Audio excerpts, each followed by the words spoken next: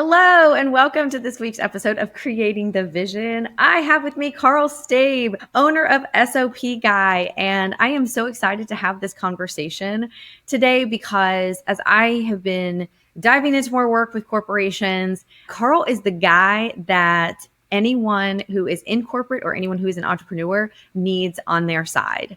He helps small business owners develop SOPs that help them save time and money. And I think when we look at from a corporation standpoint too, there's so many different aspects of small businesses that could really benefit us when it comes to a corporate setting as well. He looks at their current processes, understands their strengths and weaknesses, and creates simple SOPs to get better outcomes. And if you are someone who is in corporate and has a side hustles and thinking about making that your main hustle and wanting to become an entrepreneur, Carl is someone you need in your corner. He focuses on friction and how to mitigate that and how to apply some systems and processes that we might have actually used to get us to where we are now, but then might need to revisit them. Or in our conversation, I think he's going to teach and tell you how to create new ones that will advance your business further when you kind of come to a spot where you plateau. So Carl Staib, oh my gosh, I'm super excited to welcome you to Creating the Vision. Welcome. Thank you. Thank you for having me. I'm excited too. Yeah, I absolutely love what you do because I'm all about systems and processes. Actually, one of my favorite quotes from one of my favorite books, Atomic Habits, is our goals are only as strong as the systems and processes that we put in place to achieve them. Because without those, our goals are just these lofty little dreams. That's right. And that's where it all starts. It's habits. We have to have good habits in place. We have to have structure. Now, what I think a lot of people get chipped on is they think, well, it's going to be rigid. But I think if you don't have some habits in place, if you're not consistent with your exercise routine or how you eat, your weight's going to fluctuate, your energy's going to fluctuate, and the same thing goes in business. You have to have these systems, these processes in place so you can thrive. So you don't take those down moments and then just kind of beat yourself up. You have a process in place for that so you can keep moving forward. Yeah, so and I love that, and that's where I want to actually jump off. But I do want to ask, because this is all about kind of creating the vision. How did you create the vision for the SOP Guy? This has been years in the making. So I've always been a scientist, somebody who has different hypotheses, and then I act on them. And the idea for SOP Guy has just come over time. So I had a consulting company called Work Happy Now, and I would help companies. I did workshops. I consulted with different leaders, and it never really took off. And I think the branding lacked a lot of intrigue and desire from people. So just over time, I started my own agency on the marketing side. I am not very good at marketing. It's my degree that I got from university, but I really find that I like designing things. I like how things fit together. And my dad's German and my mom's Icelandic. So it's just juxtaposition. Icelanders are known for being creative and whimsical, and Germans are very practical. And so I have these two sides of me. And this is, I think all entrepreneurs have this. It varies in degrees, right? Icelanders are famous for having trolls in the mountains and all these different, fun things. And Germans are really known for their engineering. And I think it's marrying the two. It's really important as a leader. And you can be in corporate or you could have your own business. But if you understand how your brain works, then you can create systems to help yourself. And this is the key is, like I tell a lot of leaders, create a one-page document for all your new employees. And so the idea is if they come on board, this one-page document tells them their strengths and your weaknesses, how you like to communicate, what are the certain tendencies that you have, and what you're looking for and the support that you're looking for, and as well as how you like the support. And so what this does is this fast forwards. You usually 99% of leaders will onboard somebody, be like, great having you. You're going to shadow so-and-so. And it's a very mixed matched onboarding experience. And then within 2-3 months, you start to understand what your boss likes and doesn't like. And, but this takes a while. And there's this really awkward dance, that dance when you're walking by somebody in the hallway and you both go right. And then you try to go left at the same time. And this is what it's like those first 2-3 months. And you can fast forward this with a simple system of having this 1-page document. Now, it's not everything, but it's a start. And it shows how you like to communicate, how you expect certain standards on your team. And over time, then that's the launching point. So you're fast forwarding 2-3 months. So your people are getting up to speed quicker. And it's this simple little system that you can repeat again. Somebody new comes on your team. Hey, here's my one sheet. And then you can sit down with them and say, yeah, these are things that I've noticed about myself. I'm not very good at this. I'm good at this. It shows you can be vulnerable. It opens up to, hey, I'm not perfect and I don't expect you to be perfect. And all these little markers and signals that we can give to somebody right off the bat within the first couple of days. Maybe you don't give that sheet to them on the first day, but maybe you give it to them on the third day, right? Now they're feeling a little more comfortable. Okay, here's my one sheeter. And you just kind of say, if you have any questions, in fact, like I said, let's meet about it. We'll discuss it, certain expectations that we have on this team. And then all of a sudden, they're in 6 months down the road, they're so far ahead of the curve because of that upfront work that you did. Now, I will say most people hesitate on doing this, but once they do it, it changes everything for them. It makes life so much easier. And there's those little systems you can put in place to make your life better and reduce that friction. And you can do these little things again and again in different areas and really improve your results as well as your relationships. I love what you have created in that because one, I think it opens up the conversation.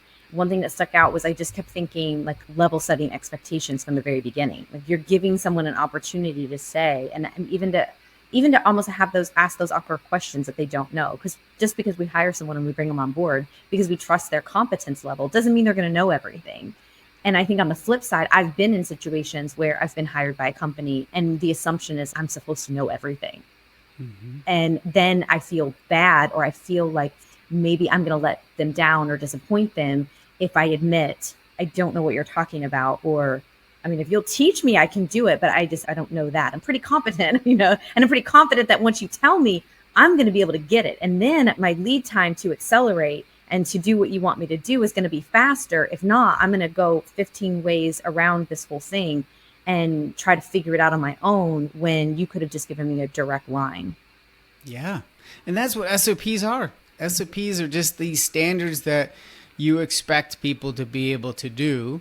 And you shouldn't, like they say, people are hired because they can probably handle the work. But the work is really tailored to the company. So all these processes, all these SOPs that should be created aren't, because it's these expectations of, oh yeah, like we hired you because you're a designer and you should be able to do this, or you're a developer and you should be able to do this. But every company does it differently. Oh, the code works differently, or the output for the designs are different. But if you say, okay, here's the SOP, here's the shell of what we need, and now we're not going to be I think this is where people usually think about is like McDonald's or Starbucks. Everything is just well documented, and how to make each drink and what the exact measurements are. And most white-collar jobs or, desk jobs are not really built like that. It's a wide variety of different tasks and processes that they have to do. And you want them to have some creativity, but you want them to have guardrails because they don't know what's going on. And you're giving them those guardrails by basically saying, here's the outline, here's the standard operating procedure, here's the step-by-step process. But this isn't perfect, and this is really key, is explaining that this process is always in development. All these things are in development. If it's not, like we talked about earlier, people plateau. The results plateau because people are like, okay, this is how we do it. And then there is no follow-up 6 months later. Well, let's try this now. There's a few, I guess, gems that people who will find these things and keep improving them. But most people will be like, okay, now I'm meeting the standards. That's okay. But to me, it's setting that standard and then seeing how you can keep raising that bar. And that allows the people to feel more engaged because now they're looking at these things and saying, how could I improve this? What is my hypothesis if we tried it like this? And you just create these small little tests. And this is a really practical concept from Toyota. It's called Kaizen. It's continuous improvement. And that's where I think is really the gold is hidden for. I like to call it the Bitcoin now because gold is kind of getting antiquated. But it's that Bitcoin of ideas that can really say, oh, let's try this now. And you're encouraging them. You're encouraging them to fail because then they can learn from that mistake and then they can try again and get a little bit better. And they're much more engaged because they feel empowered to try these things. And if you can have that feeling of empowerment on your team, everything changes. The communication piece, I think, is the biggest piece that you are implementing, because from the very beginning, essentially what you're doing is creating a conversation between leader and an individual contributor or team member, however you want to put it, but you're creating that conversation and you're giving them the opportunity to absorb the SOPs. This is how we operate. This is what we do. But you're really setting them up for success at the very beginning of the process. So why, and the other thing I was going to just touch on, because this is my next question around, you mentioned like businesses and like that friction, but how they also plateau. What do we do to mitigate businesses from hitting that plateau where they're not getting the results that they want, or the systems and processes aren't being adhered to? What can businesses do in those situations? This is where the magic happens of, looking at what you're doing. And this is what I often tell people is you've got to create a roadmap. You've got to have some direction that you're going in. And I think before we hit record, we talked about the vision and how I started SOP Guy. And I didn't really finish that thought. So real quick, I'll back up. So over just trying different things. So I authored a book called Bring Gratitude. So going from Work Happy Now, starting an agency, I wrote a book called Bring Gratitude. And then the idea was I could help companies have leaders be more grateful for their employees, which is a really powerful topic and conversation. And real quick, there's studies done where if you give 3 compliments to one, not negative, but just a way somebody can improve, which can be looked at as can feel like someone's like attacking them, right? But if you say, you're doing these things well, great job on this. Oh, thank you for working so hard on this project. Hey, this didn't work out so well. Let's work on this a little bit. What can we do better? That is a 3-to-1 ratio.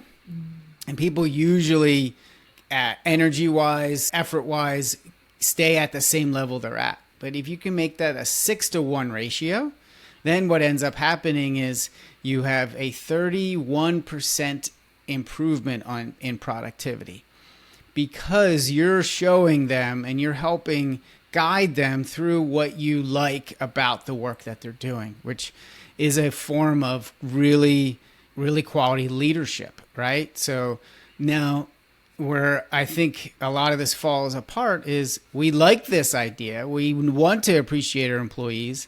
And there's another study that's basically, I'm going to get the numbers a little off, but leaders were asked across many different industries, do you feel like you give your employees appreciation?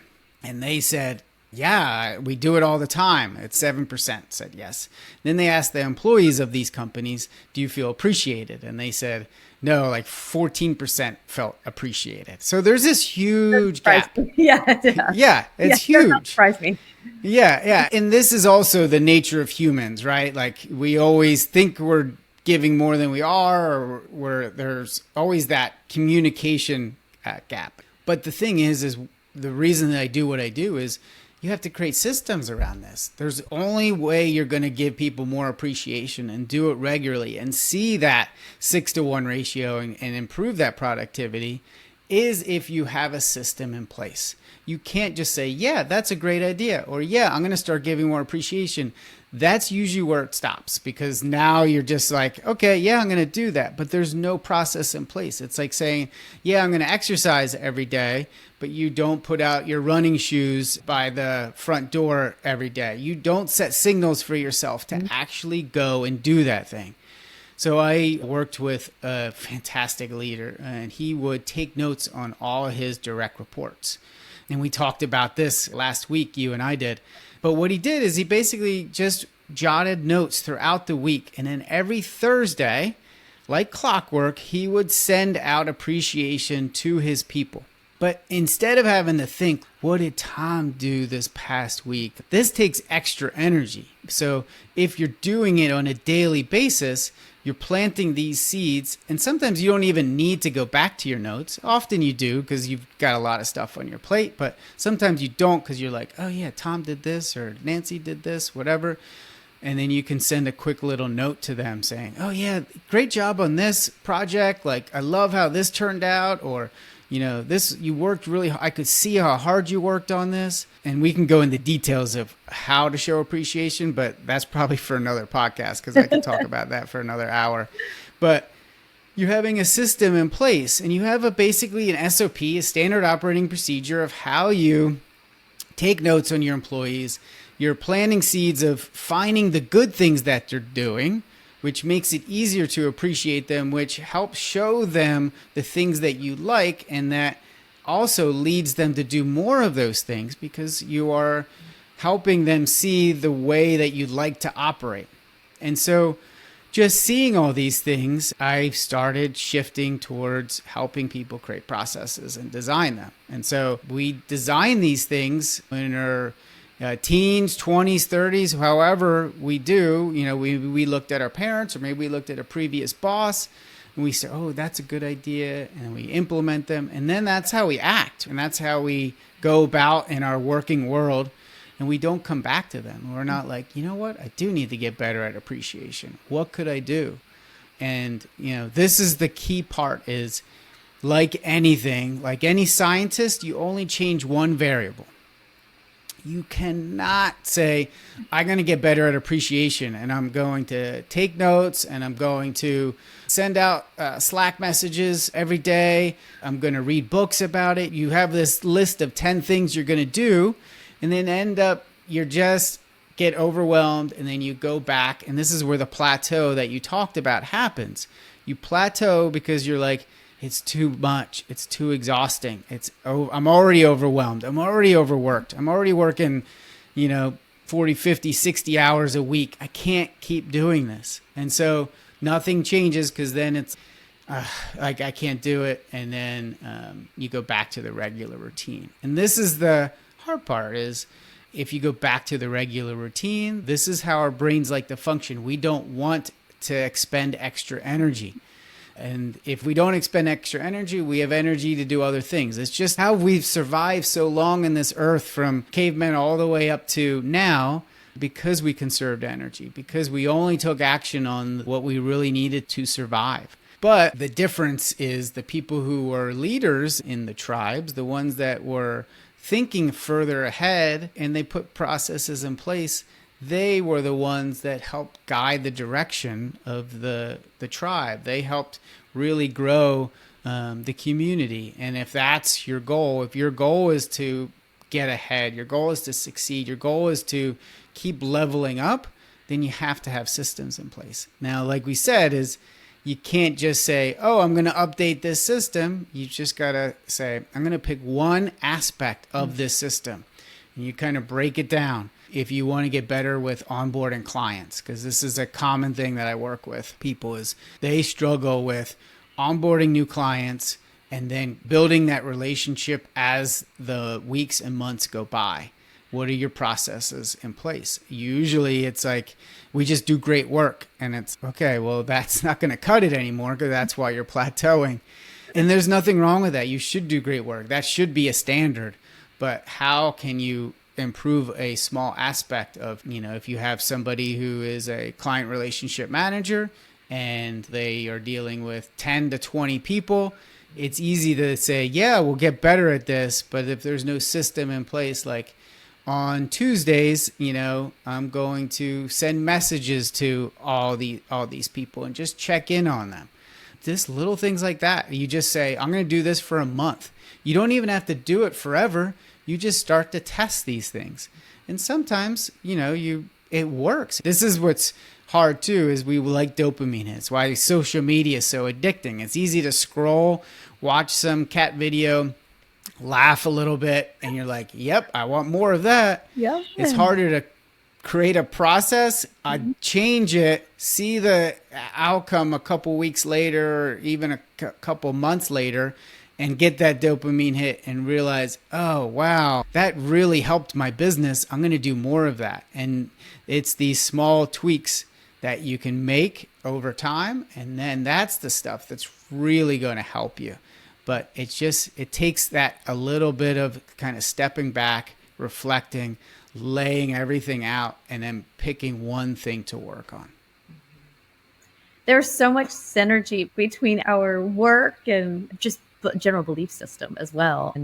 And like you said, the scientist, and I know that you're a big Dr. Huberman fan as well. And, he talks a lot about, because I focus a lot on goal setting and habit formation, and those things are tricky because they're uncomfortable and it's not easy to form a new habit. And honestly, a new habit takes a lifetime of practice at it, because to your point, we can just as easily, even when I was growing up, I'm like, wait, it doesn't take 28 days. It takes forever, because I can do something easily for 28 days. And then on day 29 be like, all right, that was cool. I'm done. Because our brains want to do what we want it to do. And if we tell it, hey, on day 29, like, I'm quitting, it's okay. I'm going to remind you, I'm going to send that signal to your brain that we're done. We completed it.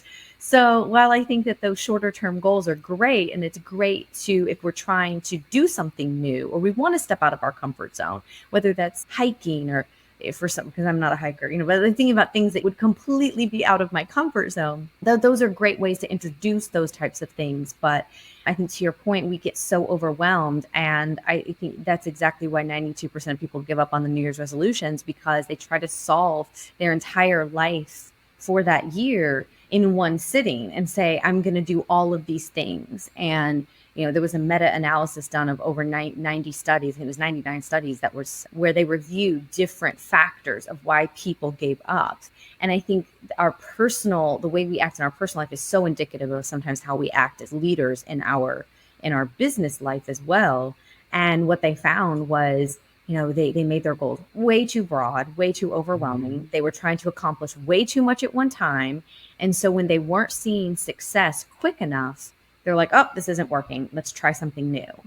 And it's so hard, because when we're trying to do 10 things, like you said, at one time, I tell people in my workshops, 3 goals. That's it. 3 goals. 1 personal, 1 professional, 1, kind of fun, like plan a trip, learn a new hobby, that type of, because that's really all we can process at any given time. And can we work on all 3 at the same time? No. We have to schedule, to your point, we have to create systems and processes in place that says, I'm going to work on personal goal, Monday, Wednesday, Friday. I'm going to work on maybe professional goal Monday, Tuesday, Thursday, or so, however we feel we can best adapt. And maybe that fun goal, that hobby, maybe that takes up a lot of our weekend time. And that's how we're balancing that, because science and design and media and everything tells us we can only process no more than 3 things at once. So, to your point, when we're trying to do all these things, like you mentioned, the bring gratitude and all, no wonder we get ourselves so overwhelmed. It's like, I'm trying to bring the gratitude, and now I'm not even grateful. Mm-hmm. Now it's a lot. We're trying to bring the gratitude because I'm trying to do 10 things at once. Yeah, it's like just one small step, and like manage that and then add to it. Yes, exactly. And that's hard. It's hard for people. But if you can, it's taking those little chunks. Like you said, James Clear is one of your favorite authors. And it's like, to get better output, you have to have better inputs. And when you realize it's a simple equation, and that's where systems come in place. Mm-hmm. Yes, yes. Okay, so I do want to ask you as well, because we've mentioned a lot about the friction, and I know you touched on that a little bit in the plateau. But is there a more productive way for us to mitigate that friction? I mean, I know you mentioned like it's always going to be there, but and I would say friction between the systems and processes, and I don't know if I'm throwing you for a curveball here, but what about friction between people as well when they're not doing what you want them to do?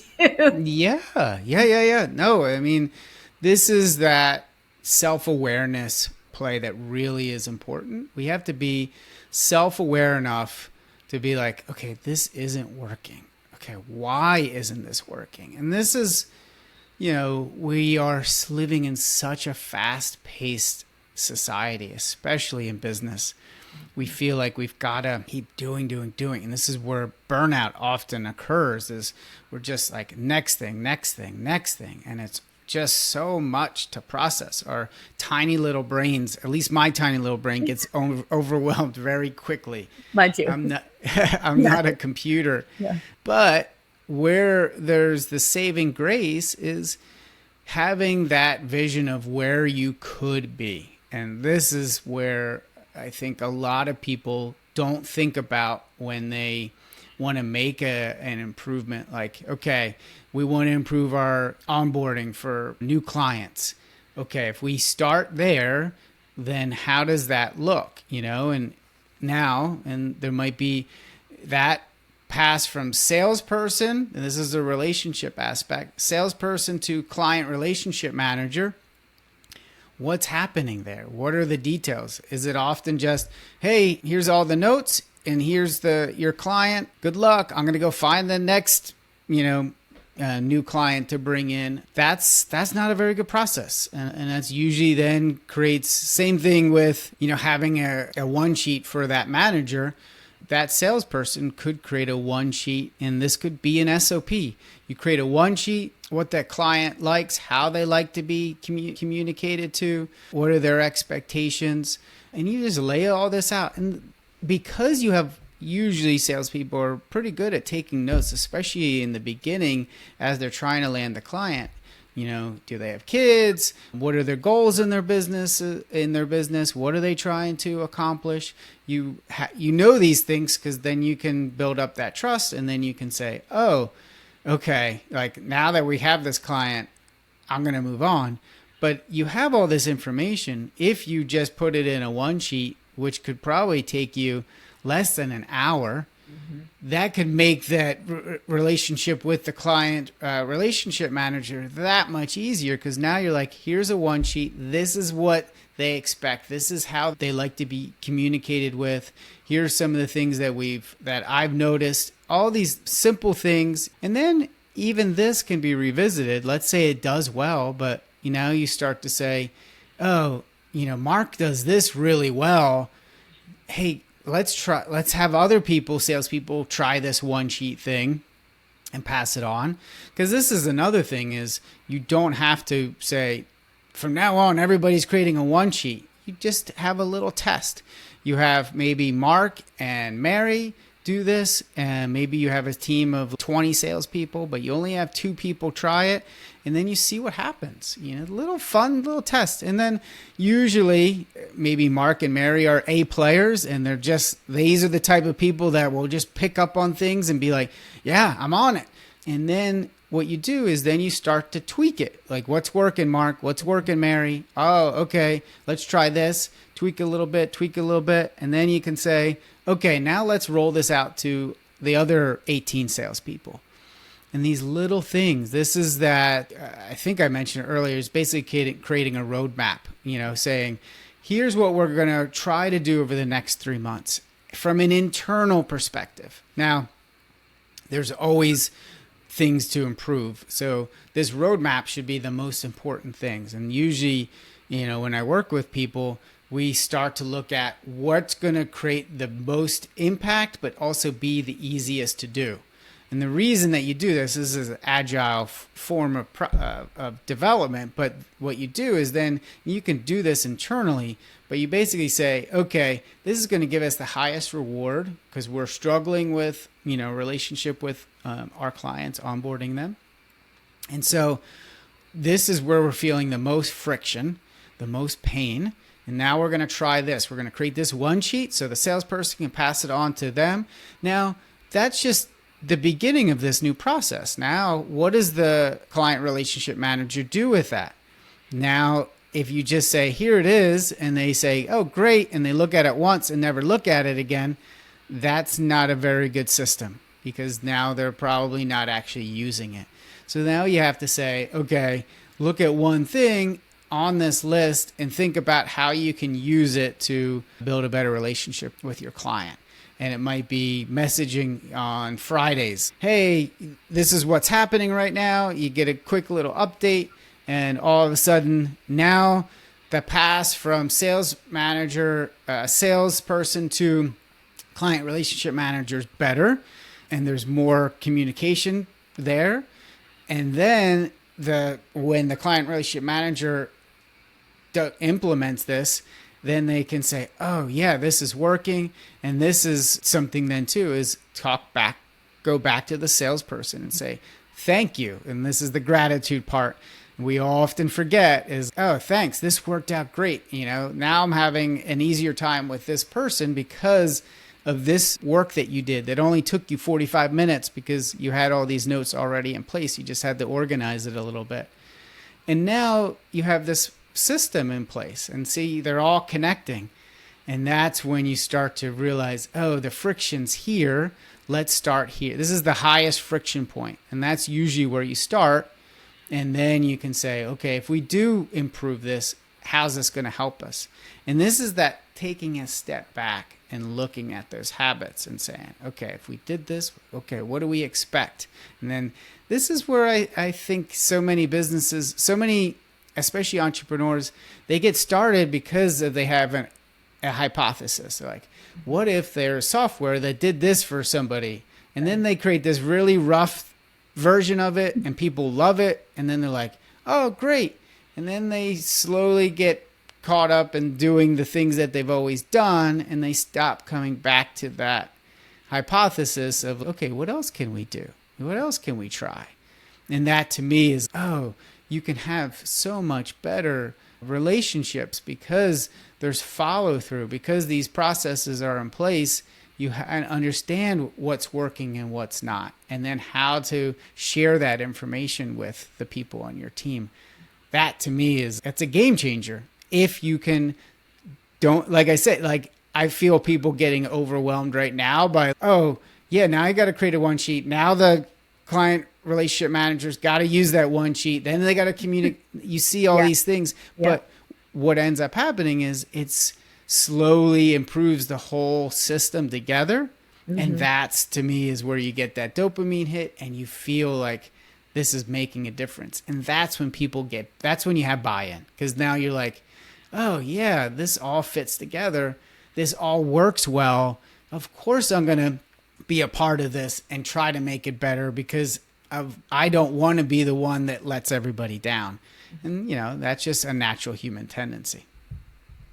And it's taking those concepts of getting 1% better every day, or how can we constantly be getting better, that you mentioned, of not just staying stuck with, I started this one thing. You took me back to the story of the BlackBerry and kind of how they failed to revisit that hypothesis of what more could we do better to gain a different customer, or how do we tweak our process? We struck gold here, but we can't keep going back to the same mine, because eventually we're going to have excavated every single bit of it and we're going to have nothing left. And so it's that same mindset I feel often. You also, I think you bring up 3 other kind of sub-concepts or topics that aren't often talked about enough when it comes to entrepreneurship, especially when it comes to entrepreneurship and small businesses, but even in corporations as well. One is time, how much time you're saving by creating these one-pagers and these SOPs, because I feel like it's a ripple effect. So the 3 things the concept I kept thinking of was like time, planning, and then like this communication piece, because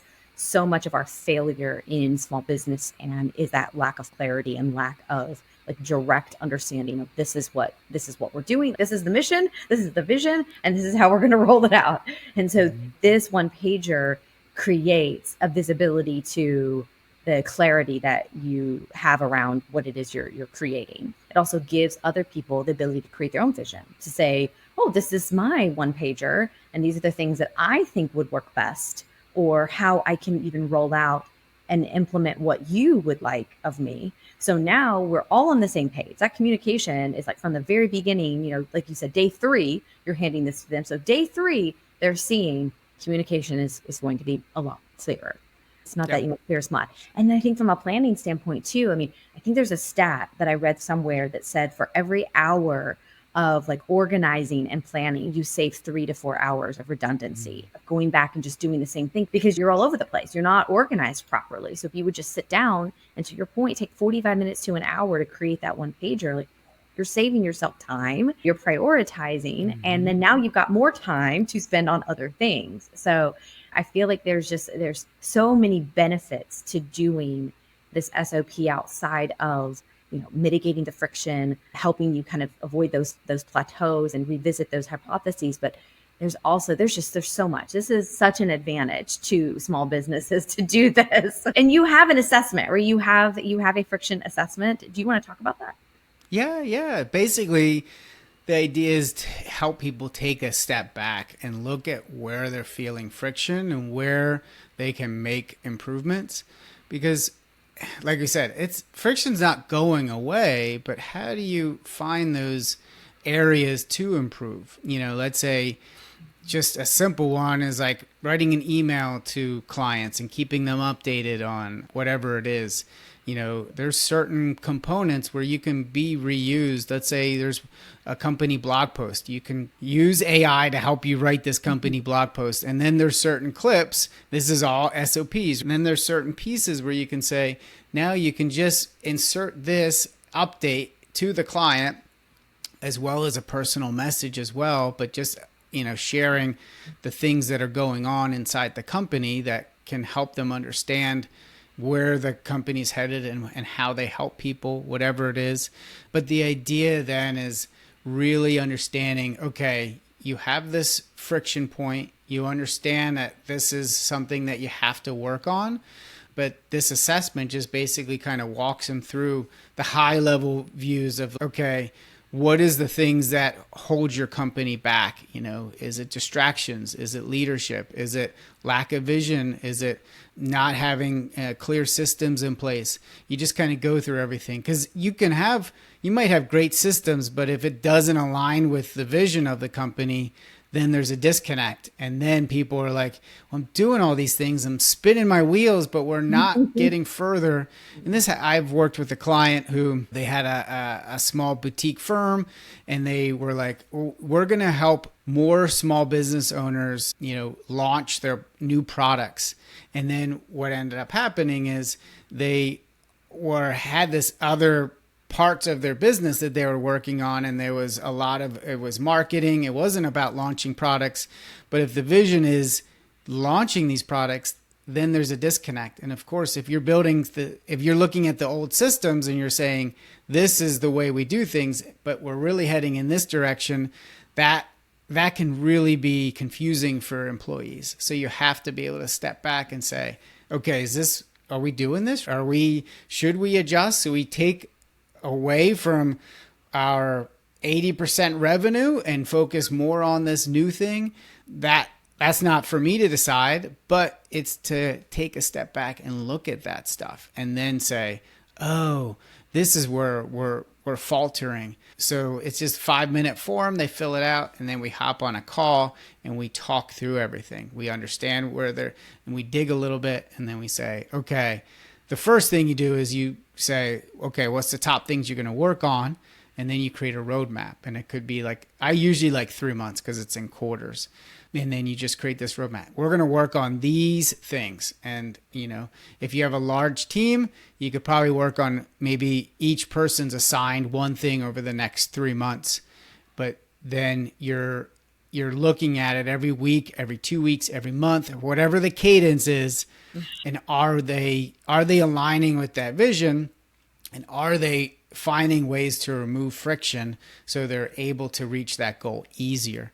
And that, to me, is the key part about business. Is sometimes people are like, man, it was so easy. Like people just flooded in. They just love this new product.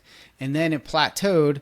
And it's because they haven't looked at that stuff. They're not saying, where's the friction now? They just keep trying and grinding harder and working harder. And it's no, you can't work harder. You have to work smarter. And that starts with looking at that friction. Oh, I love it. Oh my gosh. I love everything that you do. We are so aligned in that. So I have a couple more questions and I'll kind of hit you. One is just totally like you mentioned Iceland earlier. Have you seen Eurovision? Have you Yes. watched? Yes, it's one of our favorites. Like it's a hidden gem.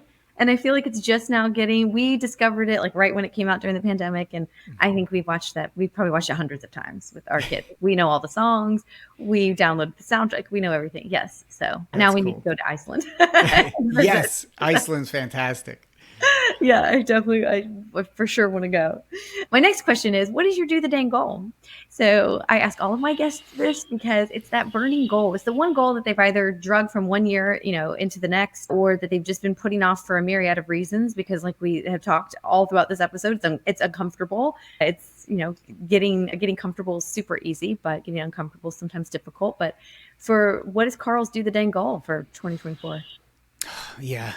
When you asked me this, I was like, man, there's so many. And this is probably my problem. I have shiny object syndrome and like I'll try this and I'll try that. But one of the things that I want to write a book basically kind of removing friction. And I think if we can create a system that helps us step back. So a lot of the stuff I've learned, like I actually was working on a book because it's a coaching system. I call it a dig to fly. Basically, dig in with people, understand where they're coming from, so they can see where the friction is, so they can fly. Basically, help them work through it. And you basically just have it's like a simple system of questions. So I wrote a book. It was basically I had it edited once. I was going to edit it again and publish it, but then I shifted to it's basically kind of zooming out a little bit more and helping people with processes, not just coaching people.